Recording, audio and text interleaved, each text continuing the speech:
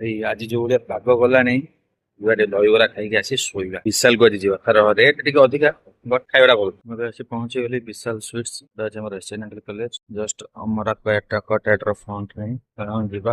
ମୁଁ ଅଛି ତ ଆପଣ ମାନେ ଏଠି ଖଟା ମିଠା ମିକ୍ସଚର ସହିତ ମୁଢି ବିଭିନ୍ନ ପ୍ରକାରର ମିଠା ସ୍ନାକ୍ସ ଆଇଟମ ଆପଣ ଏଠି ଆରାମସେ ଆସି ଖାଇପାରିବେ। ଦହିବରା, ଆଳୁଚପ, ଭେଜ ଚପ ଇତ୍ୟାଦି ଆପଣ ଆସି ଖାଇପାରିବେ। ତ ଆପଣ ଦେଖିପାରୁଥିବେ ଏଇ ଟାଇପ ର ରହିଲା। ମୁଁ ମଗେଇଥିଲି ଗୋଟେ ଦହିବରା ପ୍ଲେଟ ଯୋଉଟା କି 75 ଟଙ୍କା, ଆଉ ଗୋଟେ ଭେଜ ଚପ ଯୋଉଟା କି ଥିଲା 20 ଟଙ୍କା।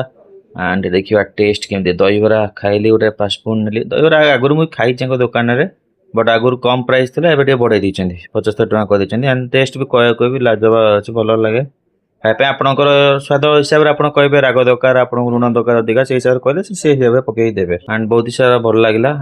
ଆଣ୍ଡ ଲାଷ୍ଟକୁ ଭେଜ ଚପ୍ ଖାଇଲି। ଭେଜ ଚପ୍ ଖାଇକି ରୁମ୍ ପାଇଁ ବାହାରିଲି।